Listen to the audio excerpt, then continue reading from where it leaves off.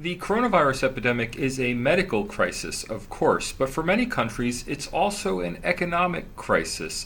And case for case, I suspect that Europe is going to suffer more economically from the coronavirus epidemic than any other major economic region in the world. And that has to do with the nature of European economic integration and the structure of European production networks.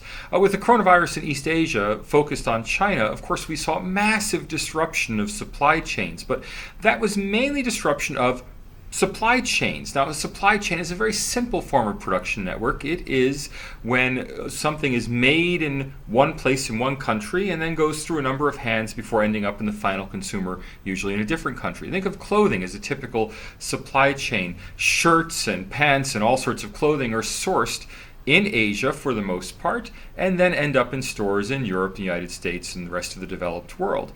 Those supply chains are very simple, and they are also redundant. That is, if you go to a major shopping center, you'll see clothing that is sourced from China, but also clothing sourced from Vietnam, Bangladesh, sometimes even from East Africa, and thus clothing supply chains can easily be redirected. Now, there's some lag in that. I don't want to make it sound easier than it really is, but the fact is that you can redirect production to places that are not currently being affected by the coronavirus and keep the selection on store shelves.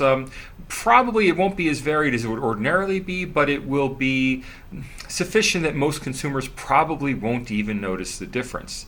It's different with integrated production networks. Now here, the paradigmatic case is the mobile phone, where for a mobile phone like the Apple iPhone, you'll have a processor coming from the United States, some memory chips coming from China, screens coming from Japan, other processors may be coming from South Korea or Taiwan, all of it, of course, being assembled in China, where then the product is shipped out to the final destination. And those production networks, those integrated production networks, are much more complex than ordinary supply chains.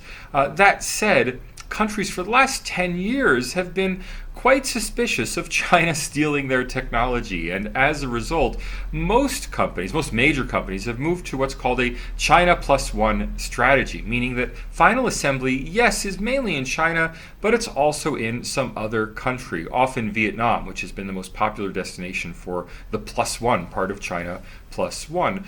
Some of these companies also have the ability to do production in Taiwan. They may outsource much of the assembly to China, but retain production facilities in Taiwan or South Korea for their more premium lines. Again, because of concerns over China's intellectual property protection.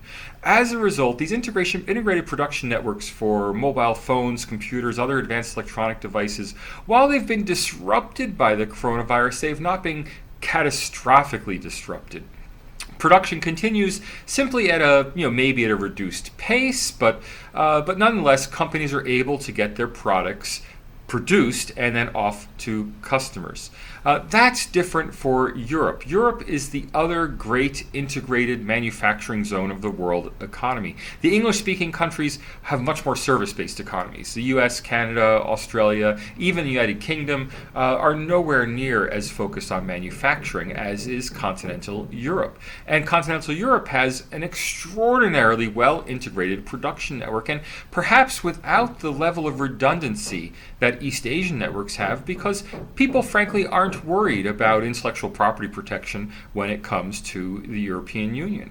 As a result, with the Poland-Germany border being closed, the Poland-Austria border being closed to human movement, if not to goods, with production disrupted in specific places, for instance in northern Italy especially, we're going to see a lot more disruption in Europe than we would have seen in East Asia. This is especially true because manufacturing is very vulnerable to disruption due to a virus. Obviously, a factory is not a place where you can have everyone coming in at a time when infection is spreading. People can't work at home from a factory. So while a service provider, an insurance company or a bank can continue operating by telling people to just work at home, they may operate at a suboptimal level, but they will continue to operate. Europe's big manufacturers are going to run into a lot more trouble with both closures, but then when they close, disrupting an integrated production network that may rely on that factory as a single source of supply. Well, I really am concerned that the case for case, the economic disruption caused by coronavirus is going to be much bigger in Europe and in the European Union than it was in East Asia or than it's likely to be in North America.